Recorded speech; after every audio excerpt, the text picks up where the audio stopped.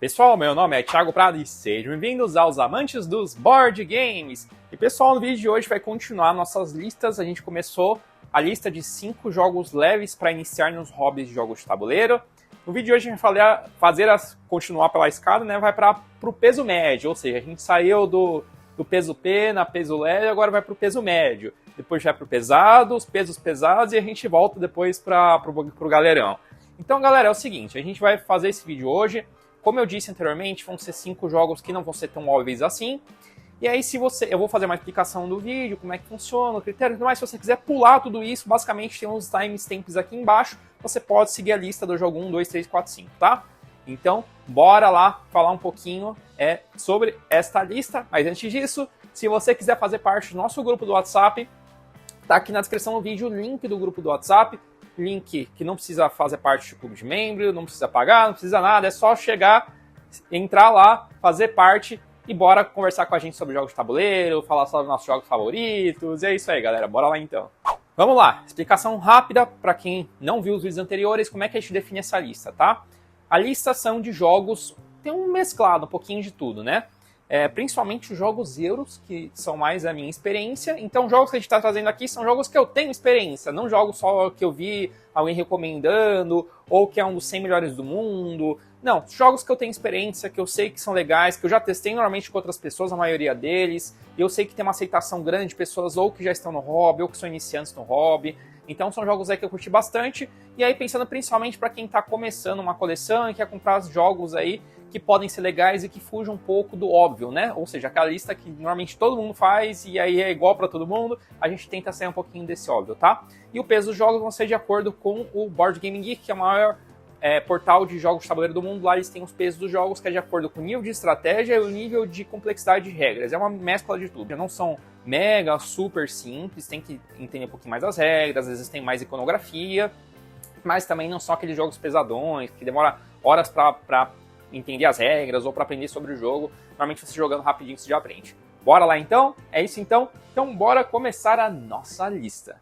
Vamos lá então, pessoal. Os jogos que a gente está pegando aqui então são peso em torno de 2, 2 e pouquinho até 3, 3 e pouquinho, tá? Então varia um pouquinho, mas a maior parte fica bem no meio disso, tá? Tem alguns jogos que assim, às vezes você fala, putz, tá como pesado lá no Board Game Geek, mas falar, não é tão pesado assim. Um dos jogos que eu vou colocar nessa lista vocês vão saber por quê, tá?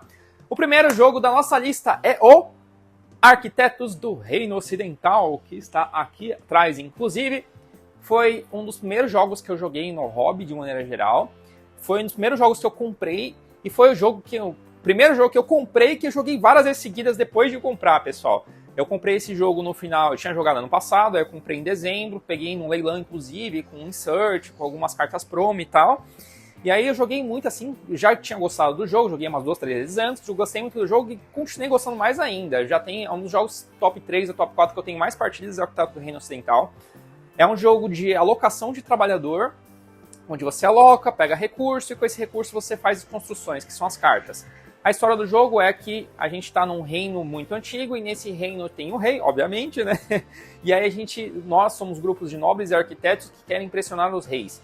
Então, nós somos arquitetos que vão ser patrocinados por nobres e esses nobres vão dar recursos pra gente poder fazer construções, maravilhas, etc. E a partir disso, quem conseguir mais pontos no final do jogo, ou seja, quem desempenhou o melhor papel de fazer boas construções na cidade e tal, acaba ganhando o jogo, tá?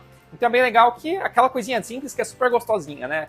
Alocação de trabalhador, pega recurso, e aí com esse recurso você transforma, você monta construções e tal. Um dos diferenciais desse jogo, pessoal, além de a iconografia ser relativamente simples, as cartas serem muito legais, tem carta de ajudante, que é uma mecânica muito legal, então além de você alocar, pegar o recurso, tem ajudantes que podem maximizar recurso, ajudar, e aí simula várias coisas de uma cidade daquela época. Então uma dessas coisas que a gente pode fazer é usar política, sim, por incrível que pareça. A gente pode usar política para prender trabalhadores de outras pessoas, de adversários, ou resgatar nossos, aí tem uma mecânica de prisão, tem uma mecânica de mercado negro, então você tem além da linha de vitória e tal, tem a linha de prestígio, e aí você pode descer essa linha se você for usar muito mercado negro para conseguir coisas da maneira mais fácil. Então assim, o jogo é muito bem pensado, ele é muito bonito, ele é muito gostoso de se jogar, e até hoje eu nunca conheci alguém que não gostou desse jogo. No ranking geral, ele tá num ranking relativamente bom, inclusive, mas o pessoal não fala muito desse jogo, apesar de também, hoje em dia, é difícil achar ele para vender e tal, achar mais usado. as expansões são mais fáceis de achar, mas é um jogo muito gostosinho e é um dos meus favoritos, é um dos meus top 10, inclusive. Outro jogo aqui da nossa lista é o The Red Cathedral. E esse jogo me surpreendeu de uma maneira, galera. Me recomendaram esse jogo, eu entrei na Ludopedia, quando eu tava mais no início do hobby, pedi indicações pro pessoal e tal, peguei uma lista enorme e tal, e ele entrou na minha lista. Mas eu não tinha chegado a ver, de fato, de maneira aprofundada sobre o jogo e tal. E aí surgiu a oportunidade de pegar com o Ricardo, né? A gente pegou vários jogos, pegou Banquete, Aldin, Wingspan, Red Cathedral e tal. E aí, beleza. Aí eu não tinha jogado ainda e tudo mais. Quando a gente pegou, eu decidi ver vídeo, ver as regras, ler manual, etc. E aí eu fui jogar sozinho, simulando. E aí falei, nossa, esse jogo parece ser legal para um caramba, parece ser muito divertido. E aí eu joguei com a Fabi, a gente jogou tipo 3, 4 vezes seguidas. Um domingo ela tava cansada, querendo jogar nada. Ela jogou uma vez, gostou tanto que a gente vendou várias partidas. Normalmente a gente não joga sozinho em dupla, a gente joga muito raramente, joga mais com galera, mas a gente jogou e, assim, foi sensacional. É um jogo que simplesmente joguei poucas vezes e entrou no meu top 10, já dando alguns spoilers para quando a gente for fazer, acho que fez top 5, depois eu passo pro top 10, né? E basicamente o jogo, ele tem algumas mecânicas um pouco diferenciadas. Ele segue um pouquinho a linha do Arquitetos do Reino Ocidental, porque a gente tem que erguer um monumento, mas na verdade não são várias estruturas, é uma estrutura só. É legal que a estrutura são cartinhas, aí cada vez que a gente monta o setup, elas vão estar de maneira diferente. E a ideia é que a gente colete recursos e faça a construção desse monumento. E é bem legal porque assim, a mecânica de coleta de recursos, a maneira que a gente coloca, que a gente também somos especialistas em construção e tal, aí nosso tabuleiro de jogador tem uma réguazinha, aí tem o máximo de itens que a gente consegue coletar de uma vez e tal. Ele tem uma mecânica de rondel com dado. Normalmente eu não gosto muito de dado, mas o jeito que colocaram nesse jogo ele é bem legal. Você sorteia, vai colocar as numerações e aí você vai andando com o dado no rondel e você vai coletando o que tem lá. Além do recurso que você pode coletar, você também pode pegar um bônus da guilda, porque tem guildas também. E assim, é um jogo muito gostosinho, é um jogo rápido, fácil de entender. E a maneira que você constrói as coisas e termina o jogo é muito, muito, muito gostoso mesmo, galera. É um jogo assim que eu recomendo muito, a caixinha é pequena, ele não é caro, os componentes são muito bonitos, ele não ocupa muito espaço na mesa, e é um jogo realmente médio do médio, assim, é um jogo praticamente perfeito, pessoal. Agora outro jogo que, em teoria, pelo BGG é considerado já pesado, mas eu não considero tão pesado, principalmente se você jogar só com o jogo base dele, que é o Village ou Village Big Box. Tá lá em cima, vocês vão conseguir ver, que é um jogo sensacional. Eu, particularmente, eu gosto muito de jogos euros temáticos, principalmente com temáticas europeias. E é um jogo que simula um vilarejo alemão do século XIX, se não me engano, 18, 19. E a ideia é que você construa a sua família, e essa família tem que construir o prestígio dela perante o vilarejo. Cada um tem sua fazenda, como tinha na época, né? Mas você tem um vilarejo interno onde você faz diversas ações. É meio que alocação de trabalhador também, que você aloca uma pecinha sua, mas na verdade não é um trabalhador, pode ser trabalhador também, mas na verdade você está alocando o seu próprio familiar. Então não é alguém que trabalha para você, e sim a sua própria família. Então você vai, como chefe da família, você vai direcionando a sua família. Então do que tem no vilarejo, você pode, por exemplo, coletar recurso para sua fazenda, você pode coletar também outras coisas, como por exemplo vaca, cavalo, para depois coletar aí o trigo, esse tipo de coisa. Você pode comprar moeda, só que aí tem outras coisas, por exemplo, você tem um mercado que acontece uma vez por rodada, que você pode vender as suas coisas. Você tem a mecânica de igreja, onde você pode ser devoto à igreja, tem um mecanismo de saquinho que você coloca, aí pode sortear, e aí depois você não consegue tirar mais de lá, ele tem que ir subindo na igreja. Tem a parte também da prefeitura, que é muito legal. Na parte da prefeitura você também vai subindo como se fosse um político, e aí você pode ganhar recursos de maneira diferente sendo político.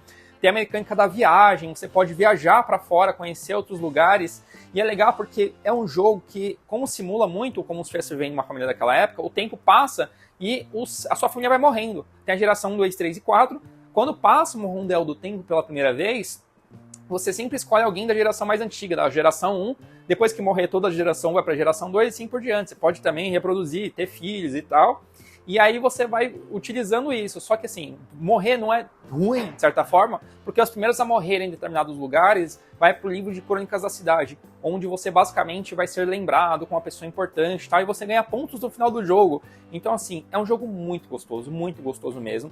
Tem a versão mais antigona do Village, né? Não é tão antiga assim, que tinha um design um pouco mais antigo e tudo mais, simulava o design da época, e aí lançaram o Village Big Box, que é com todas as expansões, é meio que o definitivo, e repaginaram o layout. O pessoal que gostava do antigo não gosta desse novo, porque ele é um pouco mais cartunesco e tal, mas para você compreender o jogo, assim, esteticamente falando, é mais fácil da estética que eles acabaram implementando aqui.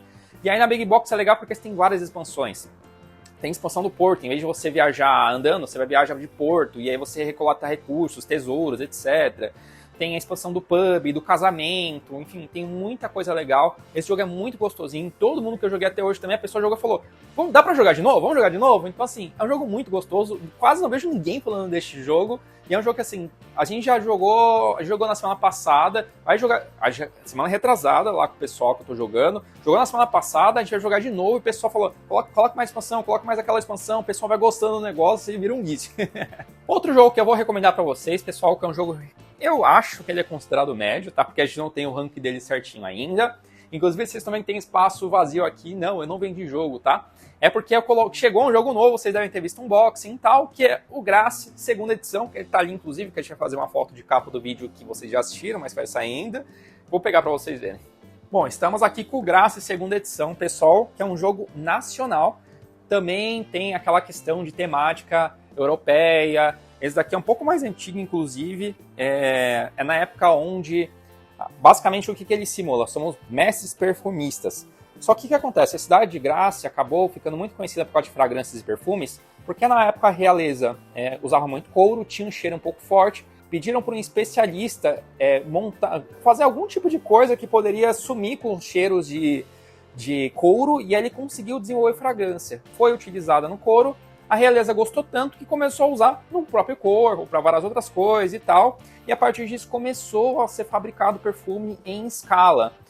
Na época não existia ainda, não passou pela Revolução Industrial, a mecânica de exportação e tudo mais era diferenciada e tal, mas começou meio que a indústria, vamos assim dizer, não a maneira que a gente conhece hoje, pós-Revolução Industrial, mas é isso. E aí cada um é como se fosse um mestre perfumista nesse jogo, e a gente também tem meio que uma trilha, que é quase que um rodel, vamos assim dizer, que a gente vai andando, a gente coleta recursos também.